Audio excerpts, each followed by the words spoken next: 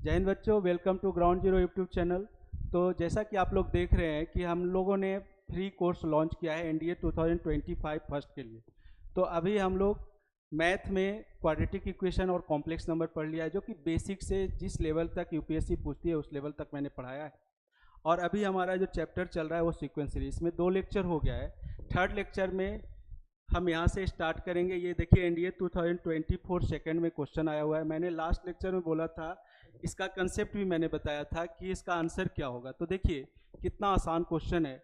यहाँ पे क्वेश्चन को अच्छे से रीड कीजिए। देखिए इस क्वेश्चन में क्या कह रहा है कि sum of first n term of series ये दे रखा है। तो यहाँ पे एस एन दे रखा है कितना, एन इंटू 2n प्लस 1, यानी कि ये 2n स्क्वायर प्लस एन दे रखा है। तो ये आप देखिए, आपको मैंने बताया था कि अगर sum a n square plus b n के फॉर्म में दिया रहेगा तो यहाँ पे एन स्क्वायर और एन के कोफिशिएंट को अगर आप ऐड कर देंगे तो ये आपको डायरेक्टली फर्स्ट टर्म दे देगा, और एन स्क्वायर कोफिशिएंट को अगर आप 2 टाइम्स कर देंगे तो ये डी का वैल्यू दे देगा। तो आप देखिए ए का वैल्यू यहाँ पे कितना दे रहा है 3, और डी का वैल्यू क्या दे रहा है 2 का 2 टाइम्स 4। तो nth टर्म आपको क्या मिल जाएगा, a plus n minus 1 into d. तो a का वैल्यू है यहाँ 3 प्लस एन माइनस 1 इंटू 4। तो देखिए यहाँ पे ये आपका सेटिस्फाई कर रहा है, 4n माइनस 1 हो जाएगा। तो ये भी एक ट्रिकी अप्रोच है। आप इस क्वेश्चन को ऑप्शन से कैसे कर सकते हैं, तो देखिए S1 का मतलब होता है एक टर्म का सम, यानी कि T1 के इक्वल हो जाता है। S2 क्या होता है T1 प्लस T2। आप कुछ नहीं कीजिए, आप n का वैल्यू 1 पुट करके देखिए, आपको यहाँ पे S1 जो मिलेगा वही आपको T1 मिलेगा। तो यहाँ पे देखिए 3 मिल रहा है n का वैल्यू पुट करके, और यहाँ पे n का वैल्यू 1 पुट कीजिएगा तो आपको 3 मिल रहा है। इसका मतलब आंसर ए ही सेटिस्फाई कर रहा है। तो ये आप दोनों मेथड में से जो मेथड आपको याद रहे, जो मेथड इजी लगे, उस मेथड से आप क्वेश्चन को कर सकते हैं। ठीक है, अब देखिए 2024 में एक और क्वेश्चन आया हुआ है। ये तो लास्ट लेक्चर में ही मैंने बताया था कि p times of p8 term equal to q times of q8 term बोल रहा है। तो यहाँ से आपसे पूछ रहा है कि then p plus q8 term का वैल्यू क्या होगा। तो ये बेटा 0 होता है। ठीक है, तो आप इसको डायरेक्टली याद रख सकते हैं ताकि आप सोल्व करने से इसको बच जाएंगे। जो आपका टाइम सोल्व करने में लगेगा आप इसको याद रखेंगे, आप देखते ही क्वेश्चन को कर सकते हैं।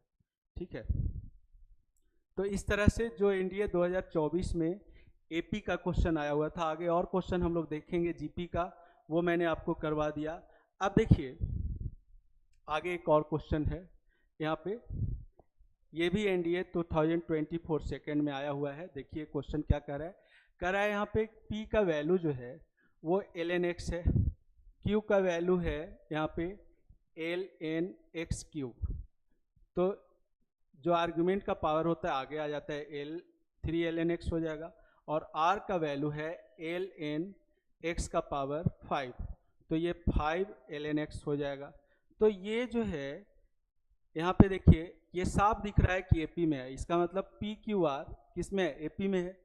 और आगे कह रहा है कि P Q R can never be in GP. बिल्कुल नहीं, पी क्यू आर अगर एपी में है तो जीपी में कैसे हो सकता है। दोनों स्टेटमेंट आपका सही है, both first and second is correct. तो देखिए एपी से ही 3 क्वेश्चन आपको दिख गया जो मैंने अभी पढ़ाया है लास्ट लेक्चर में। तो आगे और भी हम क्वेश्चन करेंगे। ठीक है, जीपी से रिलेटेड भी क्वेश्चन करेंगे। तो पहले हम लोग अब आज के लेक्चर में जीपी पढ़ेंगे। तो मैं जीपी इंट्रोड्यूस करने जा रहा हूं।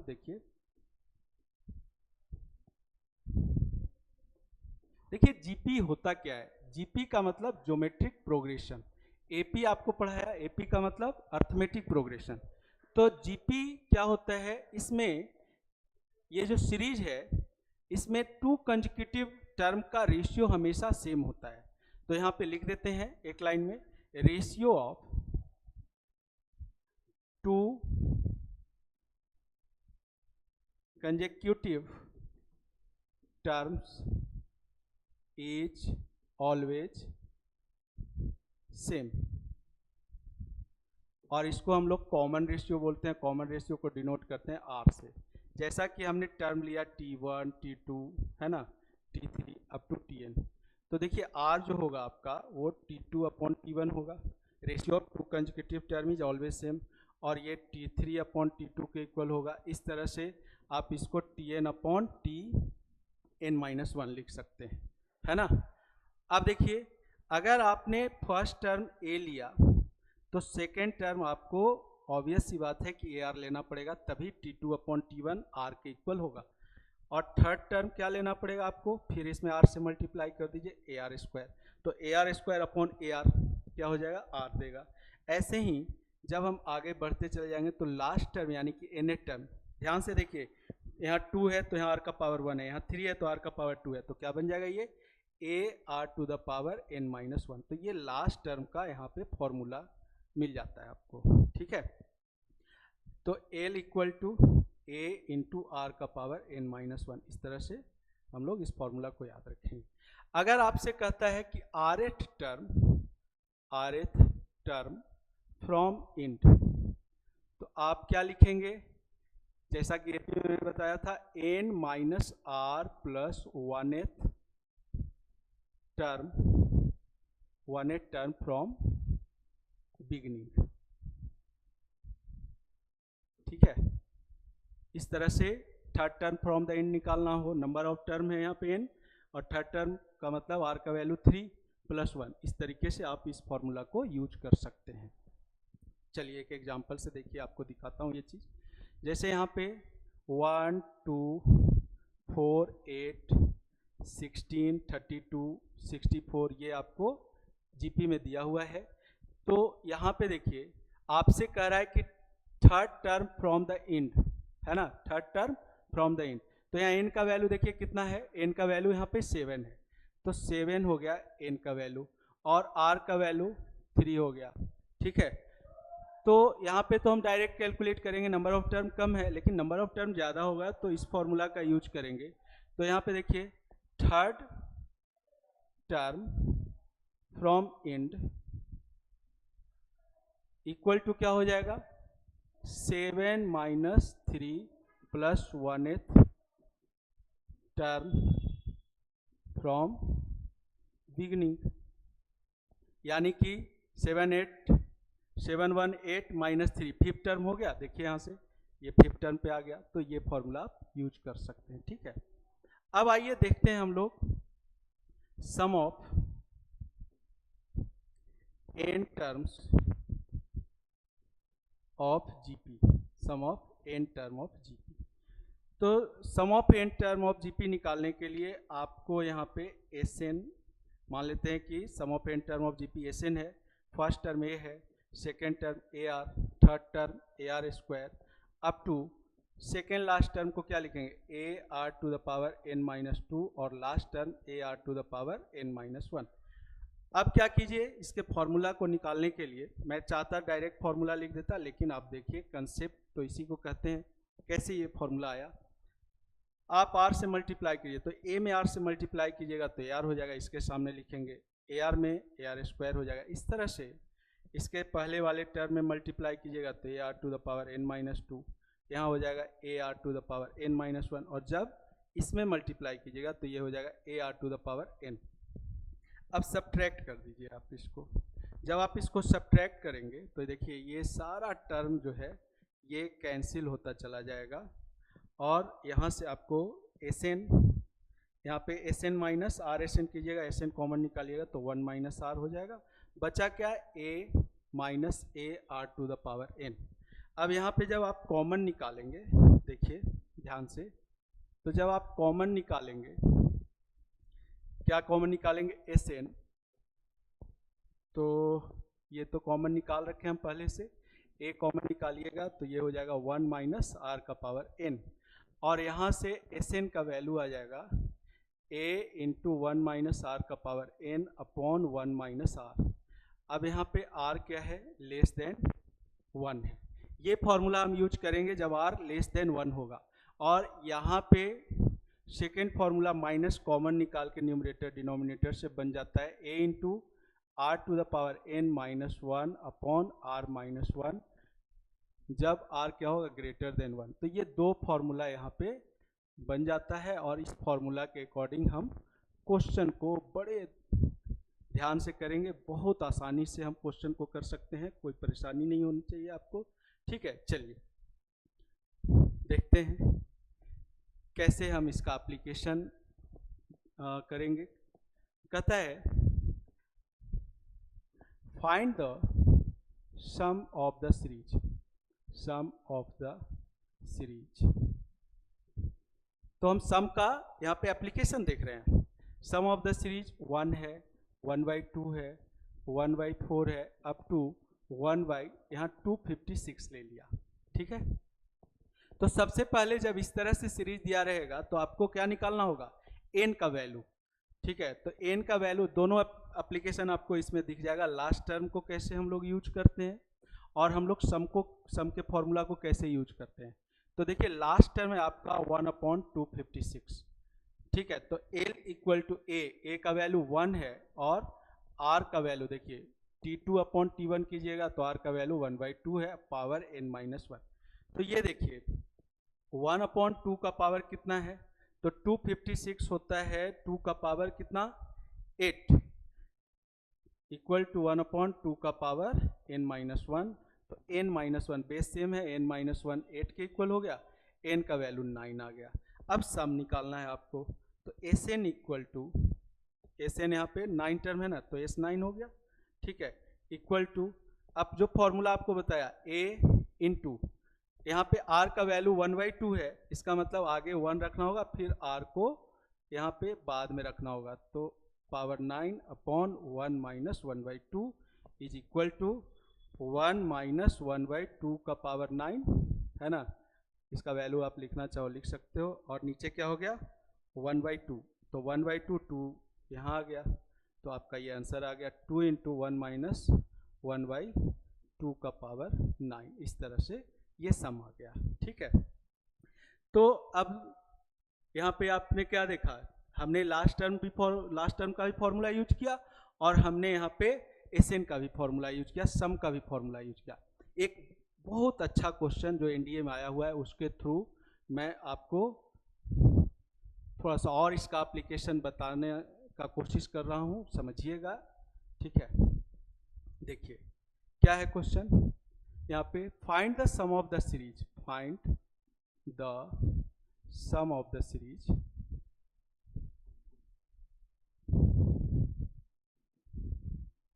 यहाँ पे ले लिया 3 plus 3 3 plus 3 3 3 up to n terms, up to n terms. तो कैसे इस टाइप के सीरीज का सम हम लोग निकालेंगे, थोड़ा सा अटपटा टाइप लग रहा है, क्योंकि हम लोग जीपी पढ़ रहे हैं तो जीपी फॉर्म में नहीं दिख रहा है, लेकिन ये जीपी के फॉर्म में बनेगा। एनडीए में इस तरह का क्वेश्चन कई बार रिपीट हुआ है। ठीक है, तो देखिए इसका तरीका मैं बता रहा हूँ। 3 यहाँ से क्या कर लेते हैं, कॉमन निकाल लेते हैं। ठीक है, तो ये बन जाएगा 1 plus 1 1 plus 1 1 1 up to n terms. अब इसमें क्या करना होता है, 9 से मल्टीप्लाई 9 से डिवाइड, तो 3/9 जब यहाँ लिखेंगे आप तो ये बन जाएगा 9 plus 99 plus 999 up to n terms. अब कुछ नहीं करना, आप देखिए यहाँ पे 10-1 लिखेंगे इसको, और इसको लिखेंगे 10 स्क्वायर यानी 100-1, इसको लिखेंगे 10 क्यूब यानी 1000-1, और इसको लिखेंगे 10 का पावर n-1 इन एक टर्म को। बन गया ना ये जीपी।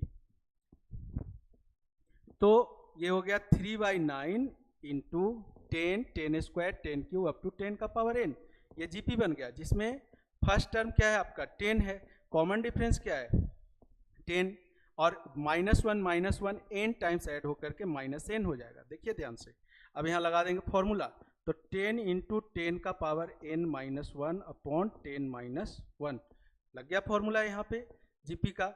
मैंने आपको बोला था कि अगर r का वैल्यू ग्रेटर देन 1 होगा तो r को पहले रखना है।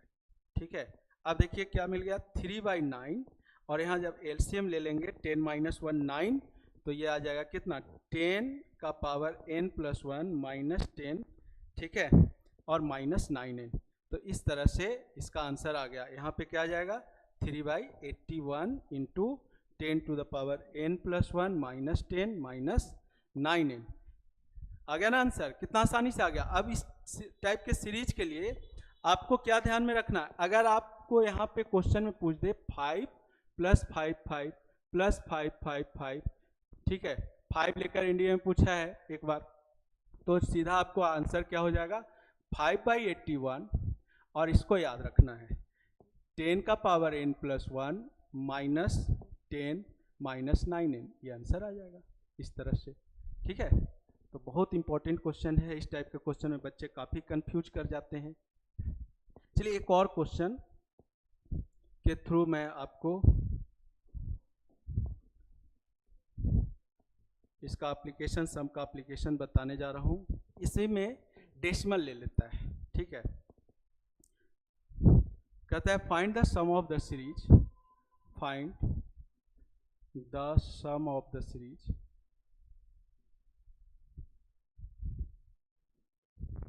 ठीक है। यहाँ पे ले लिया हमने 0.7 + 0.77 + 0.777 अप टू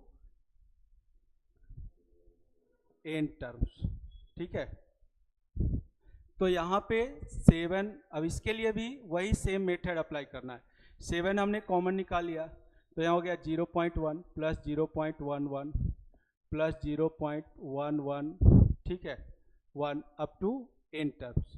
अब यहाँ पे फिर 9 से क्या कर दीजिए मल्टीप्लाई, सेम मेथड अप्लाई करना है, 9 से डिवाइड, तो ये 0.9 होगा + 0.99 होगा अप टू n टर्म्स, देख रहे हैं।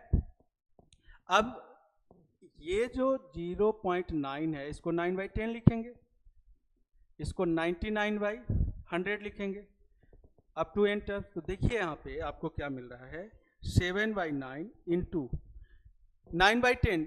अगर ये दो कंसेक्यूटिव नंबर्स हैं, ठीक है, फ्रैक्शन में, तो इसको आप आसानी से 1 - 1/10 लिख सकते हैं, प्लस 1 - 1/100। अब देखो जरा आप लास्ट टर्म मतलब nth टर्म को क्या लिखोगे 1 - 1/10 का पावर n। अब ये फिर किस में कन्वर्ट हो गया, ये जीपी में कन्वर्ट हो गया, ठीक है। तो अब इसका सम कैसे निकालोगे आप, तो यहाँ पे देखो 7/9 है बाहर में, और ये 1 + 1 + 1 n टाइम्स ऐड हो रहा है, तो कितना हो गया ये n, ठीक है। और यहाँ पे 1/10 माइनस कॉमन निकाल लेंगे, तो -1/10 प्लस यहाँ पे 10², ये अब फॉर्म बन गया ना किसका, जीपी का, लगा दीजिए। तो 7/9 इंटू, यहाँ देखिए आपको क्या करना है, यहाँ पे फॉर्मूला लगाना है जीपी का, ठीक है। तो जब जीपी का आप फॉर्मूला लगाएंगे यहाँ पे, तो देखिए ध्यान से क्या हो जाएगा 7/9 इंटू ये n है ना यहाँ माइनस, अब यहाँ पे देखिए a का वैल्यू 1/10 है, 1 - 1/10 का पावर n हो जाएगा, ठीक है, अपॉन 1 - 1/10। तो मैंने आपको फॉर्मूला, जब आपको फॉर्मूला मैं बता रहा था, मैंने आपको बताया था कि अगर कॉमन रेशियो क्या होगा <1, तो यहाँ r का वैल्यू बाद में लेना है, ठीक है। तो यहाँ देखिए 1 - r to the power n हो गया। अब इसी को सोल्व कर लीजिए, तो 7/9 n माइनस ये हो जाएगा 1/10, और नीचे डिनोमिनेटर बन जाएगा 9/10, बन गया 10 10 कैंसिल, और ये हो गया 10 to the power n LCM. जैसे आप ऑप्शन से आप मैच कर सकते हो, अब ऑप्शन मैच कर जाएगा, ठीक है। इस तरह से देखिए आपका आंसर आ गया 7/9 इंटू n, यहाँ पे अगर 9 आप एलसीएम ले लेंगे तो ये हो जाएगा 9n, उसी तरीके से यहाँ एलसीएम ले लेना है, तो -9n माइनस क्या आ गया 10 का पावर n - 1 अपॉन 10 का पावर n, इस तरह से आपका आंसर आ जाएगा। तो ये दोनों क्वेश्चन बहुत इंपॉर्टेंट है और एनडीए में आया हुआ क्वेश्चन है, ठीक है। तो हमने क्या देखा, जीपी के पहले लेक्चर में sum of n terms of GP और लास्ट टर्म ऑफ जीपी, दोनों का एप्लीकेशन मैंने आपको बता दिया जहां से क्वेश्चन आता है एनडीए में, ठीक है। तो अगला जो हमारा लेक्चर होने वाला है उसमें हम लोग पढ़ेंगे ज्योमेट्रिक मीन, जो कि काफ़ी इंपॉर्टेंट है। उसके बाद हम लोग प्रॉपर्टीज ऑफ जीपी पढ़ेंगे, प्रॉपर्टीज ऑफ जीपी से भी डायरेक्टली क्वेश्चन पूछा जाता है। तो बने रहिए हमारे साथ।